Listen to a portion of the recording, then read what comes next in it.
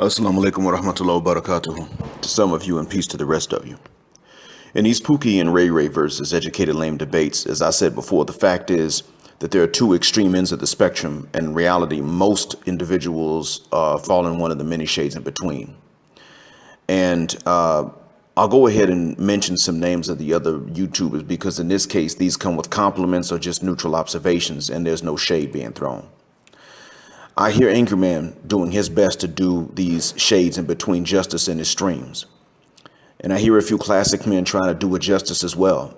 But in the end, there are quite a few guys saying that they are select and that the women's preferences are okay, and that non-select men should just be different and not blame women for what they want. I've heard C. Bookie fairly address female effery and tell men as well to be men. I've heard angry men tell men that they can't trick women to like them, and they can't fight women's sexual selection as it is a force of nature. In other streams, he has addressed the female effery. He has addressed the flightless birds who want to escape the consequences of their bad choices in men, as has C. Bookie. These are just some examples of which I'm aware, and there are others of whom I'm unaware to date because I'm somewhat new to this relatively. Now, I usually don't feel comfortable saying others' names, but since these are compliments or just honest observations, and there's no shade and there's no grudge aggravation in here, I'm going ahead and doing it.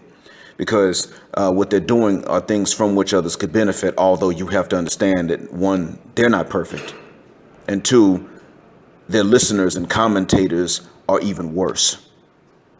There's something important I'm trying to point out to both of the gentlemen and to others who want non-select guys to become select and quit analyzing what women want. But what gets in the way are the commentators and sometimes even their moderators with wrenches, because they don't want these gentlemen to hear the truth, even when it comes without rancor from the other side. And let me explain these sides too. There is this line down the middle. Many are close to that line, not so far off on one end of the spectrum or its opposite extreme end either. Many, as Angry Man said, are not IDNS, although I'm the one that uses the term IDNS. He is not. But what he said is that many are not IDNS, and many hood residents aren't fighting anyone anyway. Many educated guys aren't lame, or more accurately, exaggeratedly bookish. But in the end, these archetypes aren't properly described in our conversations anyway, and since their terms we gave them don't do justice, we say them, and then we have guys who aren't on either end identifying themselves by one term and identifying anyone on the opposite side of that line as though they're on the opposite side of the spectrum altogether. You got well-read guys who also could live in the hood. There's nothing saying that a guy in the hood can't be well-read, but you got them identifying themselves as educated lames when they're not lame by either its Negro definition or its literal Middle English definition of being crippled. They say it proudly, and they identify hood guys who are outdoors more as Pookies and Ray, which are just some ethnic nicknames we used to give our kids. But what they mean to say is IDNS. And we got guys who aren't IDNS, but they proudly identify themselves as Pookies and Ray because they know they aren't IDNS, but they never voiced a name for that phenomena of IDNS. So while trying to say that they aren't that phenomena, they're using the term that was previously used to identify that same phenomena as though it's going to be understood differently. And what I'm trying to say is that we got our terms wrong to begin with. Now, they were good to open the debate, Pookie, Ray, educated lame. And our community has to have the debate, but we have to use something more definite, and we did this with select and non-select. Now, we can't only debate about what kinds of guys we're going to be for the sake of figuring out women and what they want. So we have to have more terms, and this is where we need a term like IDNS. And if you don't like that one, fine, come up with something else that's just as clear, because IDNS has a clear definition: intentionally dysfunctional negative stereotype, and a term like EB for exaggeratedly bookish. And if you want to replace that, fine, come up with one that is just as clear, because Pookie and Ray are nicknames. They don't literally define a phenomena. Educated lame can't literally define a phenomena because there's no phenomena of birth defects or injuries that come along with being educated. But we got to come up with something or use these so as to not leave us in a semantic argument like we are in now. Now, once we have better terms and clear vocabulary, along with not using the word nigger like it's a compliment, which even I got to work on at times, we can move on to other misconceptions and misused terms we need to throw out and replace to have a better understanding of what we're trying to analyze. I'm gonna start with the first one, game. That word game is a damn problem as we understand it. Why? It implies deception and manipulation. And you're going to disagree, many of you, I understand, especially those of you who have a history of being select with women. But let me prove it to you. See, we Westerners are the only ones that have this idea that game is a legitimate necessity for a woman to like a man. Charm is one thing, and that's not a very clear-cut definition, but game is even worse. See, if I say to you, listen, you wait here on this corner. It's hot. I'm going to go into the store and I'm going to game them and I'm going to come back with something to drink. And that store happens to be owned by your family. As I said previously, you're going to say, what do you mean game? Why don't you just go buy it? That's my dad's store, my uncle's store, my brother's store, my aunt's store, my grandmother's store. You ain't gaming nobody. You buy it or I'm going to put this bullet in your guts. And you'd be right for doing so. If I say I'm going to charm them, you would probably laugh and say good luck, but chances are you would say that ain't going to work. And by the way, you need to buy it because that's my family member. But if I say game them, you're going to understand that as being worse. And you should. It is, like other issues, exaggerated in our community, though, to the extent that our own women will use this word to explain why they like a man or don't like him instead of something more concrete, or instead of just admitting that they don't know the words to explain their selection. And that would be more concrete. This leaves us men to understand that only deception, manipulation, or just being a dick is what women want. Now, that may not be true, but that's what it leaves men to understand when we use game. So yes, you will see black classic men, meaning that they rose above the niggerization that white colonizers intended for us, one day learning that our community is unlike other communities and our women are unlike any other women, and then move on. And this understanding we have of the word game is what allows the most narcissistic men to jade even the best of our women and have them become flightless birds and scallywags later on, while the men most like them are beyond unattractive to them, but assumed to be the opposite of IDNS, which is wimps and pushovers. I mean, are you serious? Number two, black American women and some island women too are upped up in the mate selection at the end of the day. I don't say this with hatred or rancor. I understand we're traumatized people, but we can't lie about this stuff. It is our women that are jacked up in the mate selection criteria. And when other women follow this, it's because they're following the same source of this problem, westernization. You can see some of this dysfunction in other countries' ghettos and slums too, but I'm not the expert on them just because I know it exists. There is no reason for any of us to go abroad just to spend times in ghettos and slums. So knowing it exists and being experts in it are two different things, but it can be found. However, what sets our community apart is that not only are we more than one community, but even in the 92 octane neighborhoods, our women want the closest to an IDNS they can get. Sometimes they're worse than the women that come from the hood. I saw it myself in the early 2000s when my mother and I debated about me not dating these 92 octanes. And I told her they didn't want 92 octane guys. This is a long time ago before YouTube. We didn't have the term 92 octane, but I knew what she meant. She knew what I meant. She disbelieved me though. She understood what I meant. She just didn't believe it until she went to a brunch with her friends who are mothers of these 92 octane ladies my age, and they complained to each other about this. One of their daughters, fine as May wine and twice as sweet, was a federal prosecutor. Her husband was not just rough around the edges. He was also a thug, and his friends were thugs. He went through her files when she went home, and he gave his homies info on the federal prosecutor's office's next moves regarding them. And when the federal prosecutors realized they were losing cases and evidence was vanishing, she got interrogated about it because she was the only link to all of these lost cases, not knowing her husband had been doing this the whole time. Fortunately, she didn't get blamed for it because it was determined to not be her fault. But her mother hadn't wanted her daughter to marry him anyway, and the other mother said something similar to her mother, that their daughters were only interested in pro athletes, former pro athletes, rappers, and street ninjas. To them, a physician in a new Honda was worse than a street dude they had to pick up themselves in their own cars. This was how my mother learned the truth of what I observed, and this was before 9/11. That's how long ago it was. Black American women have every right to not want a pushover. But even worse than white women with the same issues, white Western women, black Western women have an exaggerated paranoia about a guy being that. And this is due to a hostile environment. But women in other bad areas in other countries outside of the West don't have this exaggerated hybristophilia. It's considered morally low and unfeminine to look for the guy with body counts or to even confuse a man's kindness with cowardice. Now, black men and Western men in general that aren't selected by women aren't upset that the women have their preferences. And this is the third point out that we got to understand. I am personally upset that black women, Western women have this quasi-hybristophilic preference they have. But I'm actually by myself in that regard. I'm the dude that will say, hold up, no. Now, you've been over for this dude with them 2 felonies.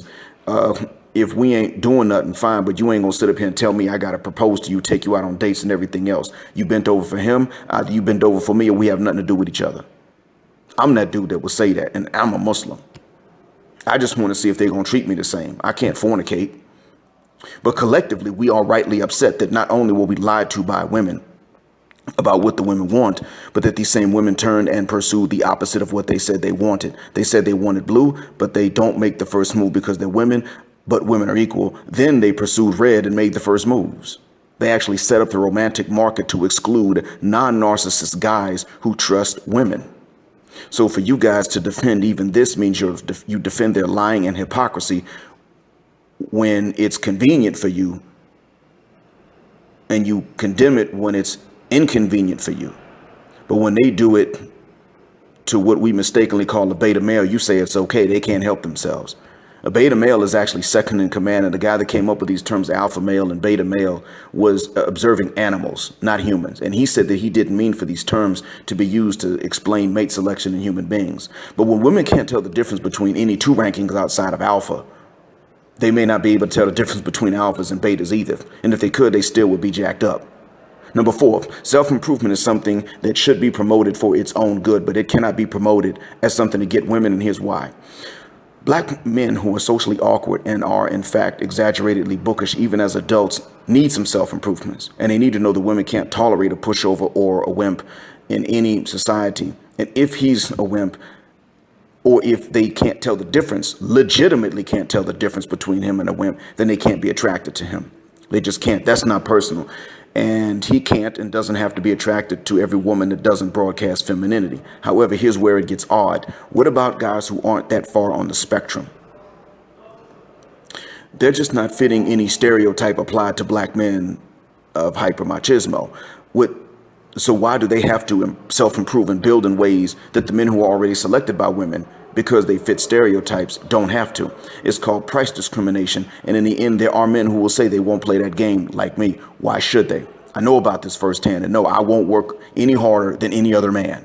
And I don't care how much taller than me or how much more money. I don't care how much taller he is than me or how much more money he has than I have. Not when I know that they'll take one guy's money and call him a beta and then take it to another man and call an alpha. Now, if it was really about the community, then sisters would be taking white folk money and bringing it to the community to invest in black men who build that which can hire other black men. That's not what's going on. Number 5, men making assumptions about each other. Just as elitist men have to remove some of their elitism from themselves in order to grow into men and be fair, so too do hood dudes. Even those who aren't as far as being IDNS. You don't have to be that far gone. But we all got to remove from ourselves some of these bad habits of where we came up, such as the way in which we argue. See, you got to remove some of them bad hood habits, like the way in which people argue in the hood. We're not niggas. We're a niggerized group of kidnapped Africans beating into calling ourselves nigger. We were beaten into it. We're not a people who have to insult someone's looks to make a point. We're people trained to do this so that we would not debate logic enough to not have to debate it again and again and forever. As a black man from a nice neighborhood and a fortunate childhood, I can't bring certain assumptions to the table by which I would judge others. And if I do, it has to be an accident, an honest mistake, or I'm not even a fair and honest man. The same goes for dudes who come from a hood too. It goes both ways. There are certain assumptions they cannot make about guys who came from luckier zip codes. Neither one is always soft. Neither one is always hyper aggressive. Neither one is always socially awkward. Neither one is always the most stylish and the most socially smooth. Neither one is always ignorant, and neither one is always well informed. Nor do the well informed ones always make better decisions when they have the information to do it. We can't make these assumptions. Well, likewise, you got guys that have so much success with sisters. And those of you who are like this have to not make assumptions about guys who not only get turned down, but disrespected and lied to and other stuff by sisters left and right, and then told it was because they had no ability to deceive and manipulate, called game. Many of them, my black ass included, can do well with non-ADOS women. But we were so loyal to sisters, it took a while to get our minds around stepping out And many of us did and still do empathize with the trauma black women faced through the generations with the kidnapping, the rapes, the enslavement, children being sold away, then being convinced that they were ugly when they weren't, and that it was because of how they looked that this happened to us. It's just that we never got that far with sisters for them to know this about us. And likewise, non-select guys like me can't assume that every man who is successful with women is a chest-thumping stereotype from the depths of a white supremacist stereotypes of us. See, oftentimes it ain't just savages that sisters pursue, but they do go for guys they believe are savage because they're paranoid. Like I said, that a man is a wimp.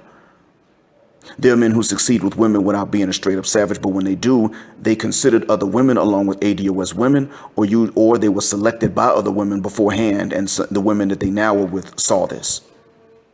In the end, if we're going to improve the black community, let alone build a better one, black women must change collectively down to their cores, who the F they are, or they'll reinforce the BS that kept us down in the first place.